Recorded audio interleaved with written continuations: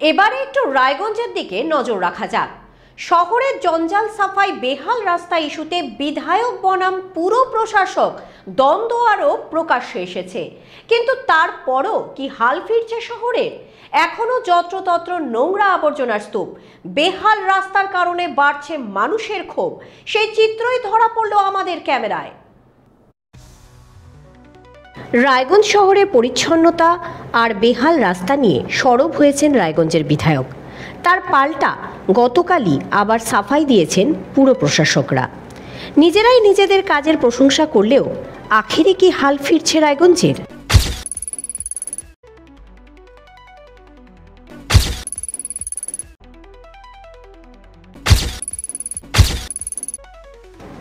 এই ইস্যুতে রায়গঞ্জে কার্নিভাল বয়কট করে পুরসভার কাজের বিরুদ্ধে ক্ষোভ প্রকাশ করেছেন বিধায়ক। সাধারণ মানুষের কথাই তুলে ধরেছি। রায়গঞ্জের বাসিন্দা হিসেবে ভারত টিভিকে দেওয়া একান্ত টেলিফোনিক সাক্ষাৎকারে এমনটাই দাবি করেছেন বিধায়ক কৃষ্ণ কল্যাণী। দেখুন, যে হিসাবে রায়গঞ্জ শহরে নোংরা আবর্জনার স্তূপ জমে আছে, সাধারণ মানুষ বাড়ির থেকে বেরোতে পারছেন না, ড্রেন প্লাবিত অবস্থায় রয়েছে, সব জায়গায় জল জমে আছে, দুর্গন্ধে বাড়ি থেকে বেরোনো মুশকিল। সেই জায়গায় আমি ওই কার্নিভালে সামিল হব, সেটা ধরে নেন আমার হৃদয়ের অন্তরস্থল থেকে মনে হলো এটা অনুচিত। তার জন্যই আমি সামিল হলাম না।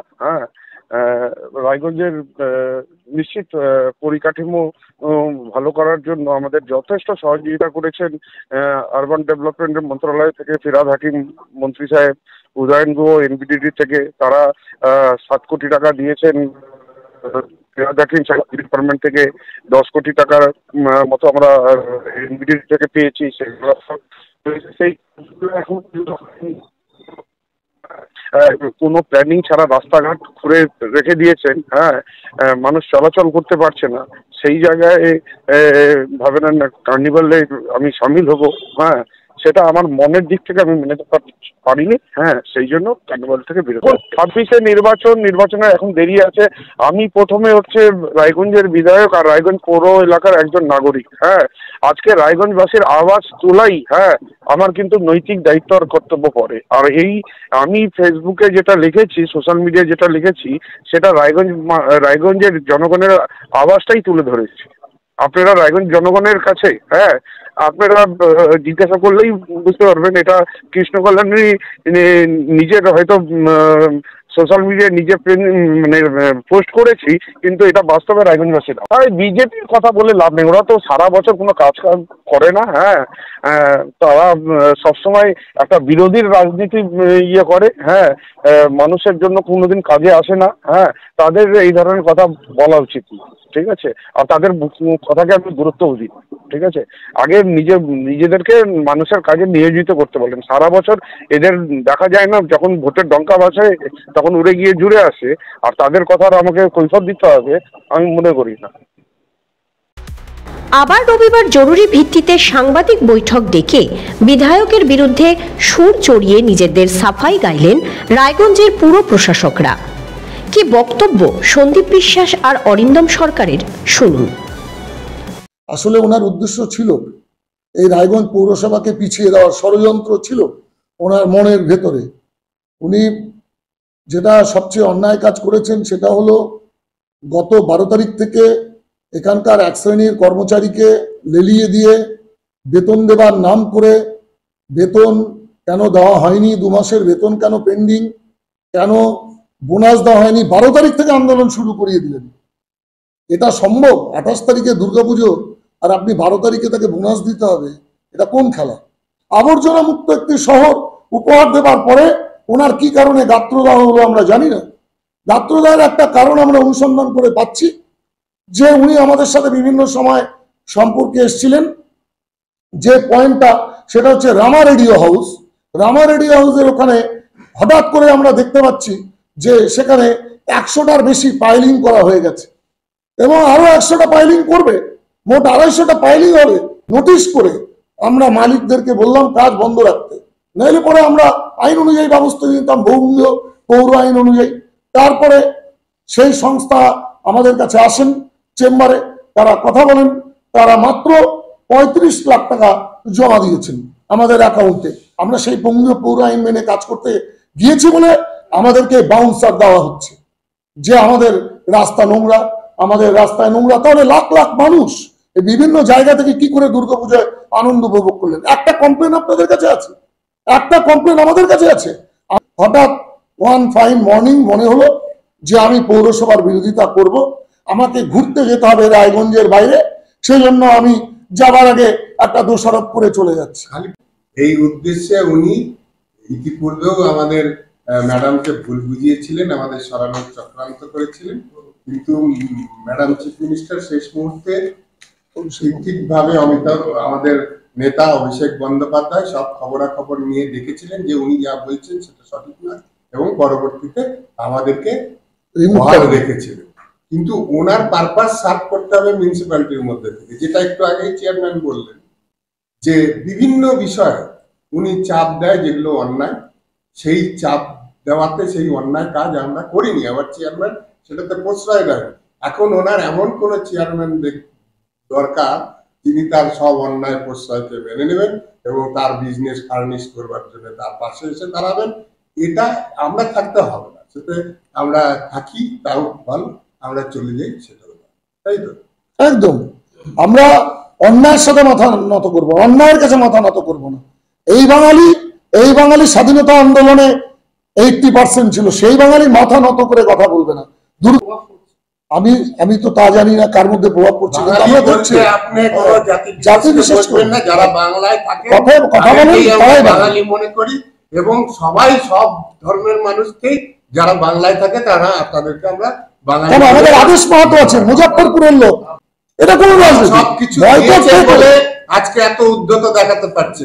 দলের ঝান্ডাটা কালকে যদি ওনার পাশ থেকে সরে যায়, এই উদ্যত ওনার থাকবে। আমরা দলকে ভালোবাসি, আমরা শুরু থেকে এই দলে আছি, আমরা এই দল ওই দল সে দল আমরা করিনি। কখনো মর্জি হলো আমার ভালো হলে আমি এই দল, আমার মন্দ হলে ওই দল, এই কাজ আমরা করিনি। উনি ইতিপূর্বেও একবার ভেবেছিলেন যে বিজেপি হয়তো ক্ষমতায় আসবেন, সেই জন্যই উনি বিজেপির দলের হয়ে শেষ সময় ইলেকশনের আগে এসে দাঁড়িয়ে পড়েছিলেন। ভেবেছিলেন সরকার হবে, ভালোভাবে ওনার যেটা ইচ্ছে, ওনার ব্যবসা ফার্নিশ হবে, সেটা হতে পারবে। সেটা হয়নি। পুনরায় তিনি পাল্টি মেরে তৃণমূল কংগ্রেসে চলে এসেছেন, যোগ দিয়েছেন, তৃণমূলের থেকে সম্মান পেয়েছেন, সমস্ত কিছু পেয়েছেন। এখন আবার ওনার হয়তো মনে হচ্ছে যে আগামী দিনে বিজেপি আসতে পারে, সেই গুড়ে বালি, আমরা বলছি সেই গুড় বালি পড়বে। এবং উনি যদি মনে করেন যে আবার বিজেপিতে যে পারপাস সার্ভ হবে, সেটা উনি বড় ভুল করছে, রাজনৈতিক ভুল, ঐতিহাসিক রাজনৈতিক ভুল করার আবার চিন্তা ভাবনা করছেন বলে আমরা মনে করি। সেই সম্ভাবনা দেখা যাচ্ছে, হতেই পারে। এই ধরনের কথা কারা বলে? উনি বলেছিলেন। দেখলেন তো কিভাবে নিজেদের প্রশংসা নিজেই করা যায়, সেটা দেখিয়ে দিলেন সন্দীপ বাবুরা।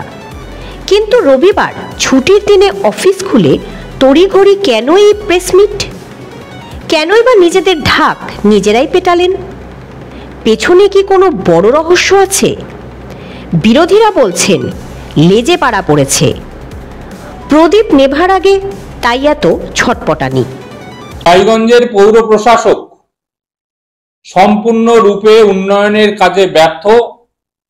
এই ব্যর্থতার কারণ ঢাকতেই তারা নিজেদের ঢাক নিজে পেটাচ্ছে এবং বিধায়ক সেই তারই বিরোধিতা করে কার্নিভাল বয়কট করেছেন। এই অবস্থায় এমন একটা সময় ওদের এসেছে যে প্রদীপ নেভার আগে দপদপ করে জলে, ঠিক সেই রকম পরিস্থিতি তৈরি হয়েছে। আগামী দিনে ওদের রাজ্যই থাকবে না, পৌরসভা তো দূরের কথা। এইরকম একটা পরিস্থিতির সৃষ্টি হয়েছে গোটা পশ্চিমবাংলা ব্যাপী, গোটা উত্তর দিনাজপুর জেলা ব্যাপী, আমাদের রায়গঞ্জ শহরে একই অবস্থা। অবিলম্বে এই রায়গঞ্জের মানুষ এদেরকে ছুঁড়ে ফেলবে এবং এদের বিসর্জনের সময় হয়ে এসেছে। শীঘ্রই এদের বিসর্জন হবে এবং 2026 সালে ভারতীয় জনতা পার্টি ক্ষমতায় এসে রায়গঞ্জের মানুষের সুন্দর পরিষেবা দিবে, সুন্দর বাংলা তৈরি করবে। তথাকথিত শাসক দল আমি মনে করি নাটকবাজি না করে রায়গঞ্জের মানুষের উন্নয়নের কাজে তারা নিয়োজিত হোক। আর পৌরসভা যে কাজে ফিরিয়ে দিচ্ছে, আপনি বলুন তো রায়গঞ্জে শহরের অবস্থাটা কি আছে? পৌর কর্মচারীরা বেতন পায় না কেন? পেনশনার্সরা পেনশন পায় না কেন? যে দায়িত্বে আছে, যে ক্ষমতায় আছে, যে চেয়ারে বসে আছে, তার দায়িত্ব বর্তায় এটা। তাই আমরা বিরোধী হিসাবে মনে করি, আমরা একজন দায়িত্বশীল বিরোধী দল হিসেবে মনে করি যে আমাদের বিরোধী দলের পৌরসভা ছিল, বিরোধী দলের বিধায়ক ছিল, কিন্তু কোনোদিন এরকম আঙুল তুলতে পারেনি। তবে শাসক বিরোধী রাজনৈতিক দলের নেতারা যাই বলুন না কেন, আখেরে কি শহরের হাল ফিরেছে? নোংরা আবর্জনা দুর্গন্ধ থেকে কি রেহাই মিলেছে শহরবাসীর? আদৌ কি জমা জলের যন্ত্রণা থেকে মুক্তি কিংবা বেহাল রাস্তা মেরামতির কাজ শুরু হয়েছে? নগরবাসী কিন্তু সব বুঝছেন আর সব দেখছেন। মানুষের জমাক্ষোভের কি বহিঃপ্রকাশ? সত্যি যে একটা বর্তমানকালে একটা সমস্যা দেখতে পাচ্ছি রায়গঞ্জে চলাচল করতে গেলে, যে চারপাশে নোংরা আবর্জনা এমনভাবে ছড়িয়ে আছে যার ফলে চলাটা সত্যিকারেই খুব কষ্টদায়ক, এবং এত দুর্গন্ধ এবং তার থেকে যে বিভিন্ন ধরনের ক্ষতিকারক যে রোগ জীবাণু সৃষ্টি হচ্ছে বা ছড়িয়ে পড়ছে, এটা আমাদের জন্য খুব ভয়ঙ্কর আগামী দিনে। যে অবস্থা আগে ছিল না কিন্তু কখনো। বিগত দিনে এর জন্য অনেক আন্দোলন বা অনেকেই আমরা বিভিন্ন সময় বিভিন্ন কথা বলেছি, কিন্তু তবুও কিন্তু কেন জানি এই কাজে একটা দেখছি যে একটা দুর্বলতা দেখা যাচ্ছে, যে রাস্তাঘাট সঠিক সময় পরিষ্কার হচ্ছে না। আজকেও আমি হাসপাতাল মোড় থেকে শুরু করে জেলখানা মোড় বিভিন্ন অঞ্চল আজকের দিনে আমি দেখে এসেছি প্রচুর আবর্জনা আছে, যেটা সত্যিকারের আমার কাছেও খুব কষ্টদায়ক, বেদনাদায়ক রায়গঞ্জবাসী হিসেবে। কি করবো, পরিষ্কার করলেই ভালো হয়, নাহলে তো আমরা যাওয়া আসা করে নাক ধরেই যাই, নাক ধরেই আসি। আপনাদের কি খুব অসুবিধা তো হবে, হ্যাঁ অসুবিধা তো হবে। ড্রেন মনে করো জাম হয়ে যাচ্ছে, জল যাচ্ছে না বৃষ্টির। এ তো গেল শহরের বাসিন্দাদের বক্তব্য। পাশাপাশি কি বলছেন শহর লাগোয়া গ্রামের বাসিন্দারা, দেখুন। আচ্ছা, আপনি তো রায়গঞ্জ শহরে যান, হ্যাঁ, তো আপনাদের এই গ্রাম আর রায়গঞ্জ শহরের মধ্যে কি পার্থক্য? গ্রাম আর রায়গঞ্জ শহরের মধ্যে অনেকটাই পার্থক্য আছে। পার্থক্য যেমন রাস্তা, আমাদের দেখেন গ্রামের রাস্তা ভালোই টোটো চলে, যখনই শহরের ভিতরে ঢুকি আপনাদের শহরে এমন রাস্তা ভাঙা ফোটা আছে, আর রাস্তার উপরে কুড়া টুরা নোংরা গন্ধ, রাস্তা মানে অনেক সময় যেতে ইচ্ছা করে না, কিন্তু পেটে দেয় যেতে হচ্ছে, ভাঙা রাস্তায় আর নোংরা রাস্তাতেও যেতে হচ্ছে। কি চান? আমি চাই রাস্তাঘাট সবকিছু পরিষ্কার পরিচ্ছন্নতা করুক, সবকিছু ভালো রাখুক। গ্রামের রাস্তা তো একসময় খারাপ ছিল। আরে বাপরে, এক সময় খারাপ ছিল, কিন্তু এখন যে বর্তমান যে রাস্তা হয়েছে না, এখন আমাদের রাস্তা গ্রামে আমাদের বেশি সুখ। শহরের রাস্তা তো ভালো বলতে কি, ভালো যখন ছিল তখন না, এখন তো বর্তমানে এত খারাপ হচ্ছে, ভাঙা ফোটা রাস্তার উপরে কুড়া, এটা ওটা, এত গন্ধ, এত বৃষ্টি, মানে কি বলবো আর। পূজার মধ্যে তো রাস্তাগুলো একেবারে পরিষ্কারই করে নাই, রাস্তাগুলোর উপরে গন্ধের জন্য কেউ যেতে পারে না। আর ঠিক মতো টোটো চালাতে গেলে, টোটো আজকে আমরা এক সপ্তাহ টোটো চালালে 2 দিন টোটো মেকারে গ্যারেজে ঢুকাইতে হয়, এটা ভেঙে যায় ওটা ভেঙে যায়। তো প্রত্যেকটাই ভালো। শহরে এরকম মানে রাস্তার বিচ্ছিন্ন দুর্গন্ধ, মানে শহরে ঢোকা যাচ্ছে না এরকম পরিস্থিতি। যেমন হসপিটাল ওই সাইডটা, ওইখান থেকে একবারে হাই রোড অব্দি রাস্তা প্রচুর খারাপ। তারপরে এই যেটা জীবন রেখা নার্সিং হোম আছে, ওই গন্ধ যাওয়া যাচ্ছে না, এত জল এই ভর্তি, বর্তমান ঢালাই করছে তবু ভর্তি। রাস্তার চারদিকে মানে বিচ্ছিন্ন গন্ধ, যেদিকে যাও। বন্ধটাও ভালো না। এই তরজা হয়তো চলতেই থাকবে, কিন্তু মানুষের হাল কি ফিরবে? নাগরিক স্বাচ্ছন্দ্য কি ফেরাতে পারবেন পুর প্রশাসকরা? এখন এটাই কিন্তু বড় প্রশ্ন। তবে সামনেই নির্বাচন, আর পুরসভার এই বেহাল অবস্থার জবাব যে সাধারণ মানুষ ব্যালটেই দেবেন তার বলার অপেক্ষা রাখে না। রায়গঞ্জ থেকে সৌরিশ মোদক, ভারত টিভি।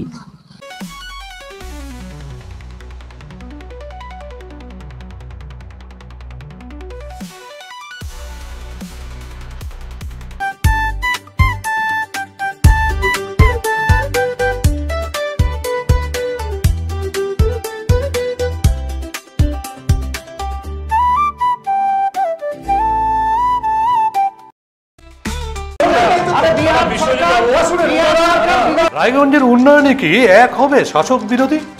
ঝগড়া নয়, রাজনৈতিক বিতর্ক দেখুন সাব কথায় ভারত টিভিতে। পুজোর আগে রেডিমেড পোশাকের মনকাড়া কালেকশন নিয়ে এবার হাজির রায়গঞ্জের বসন্ত স্টোর্স। একই ছাদের নিচে পেয়ে যাবেন লেহেঙ্গা, চুড়িদার, শাড়ি, ব্লেজার সহ ছোট বড় সবার মনের মতো পোশাক। তাই আর দেরি নয়, আজই আসুন বসন্ত স্টোরসে। আমাদের ঠিকানা বিধাননগর মোড়, NS রোড, রায়গঞ্জ, উত্তর দিনাজপুর।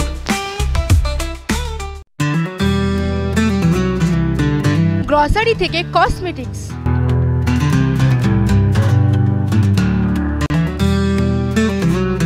আপনার যে কোনো প্রয়োজনীয় জিনিস পেয়ে যাবেন একই ছাদের তলায়। আমাদের ঠিকানা LIC মোড়, রায়গঞ্জ, উত্তর দিনাজপুর।